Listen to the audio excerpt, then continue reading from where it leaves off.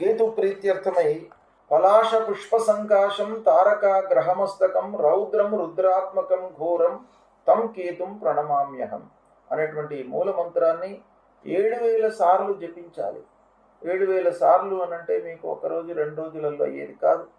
మీకు దైనందిక కార్యక్రమాలు ఉంటాయి. ఉద్యోగరీత్యా మీరు పనులలో నిమగ్నమై ఉంటారు. వ్యాపారస్తులు వ్యాపారంలో నిమగ్నమై ఉంటారు.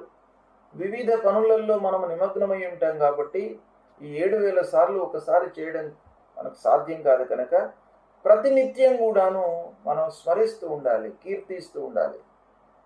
కనీసం 7 సార్లు మీరు ప్రతినిత్యం కూడాను ఆ కేతు భగవానునికి ఈ శ్లోకాన్ని మీరు జపించండి. తర్వాత గణపతి కేతువుకు అధిష్టాన దేవత కాబట్టి గణపతిని పూజించండి. గణపతి దేవాలయానికి వెళ్ళండి.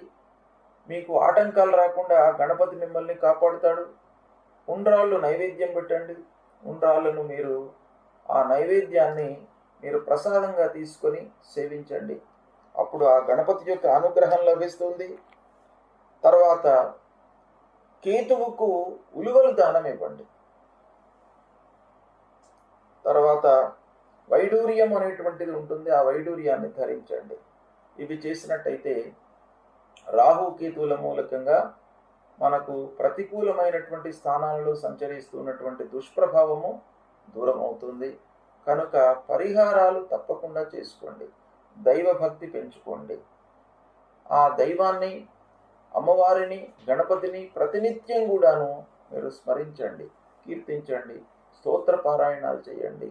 తద్వారా రాహుకేతువులకు సంబంధించినటువంటి దుష్ప్రభావం దూరం అవుతుంది.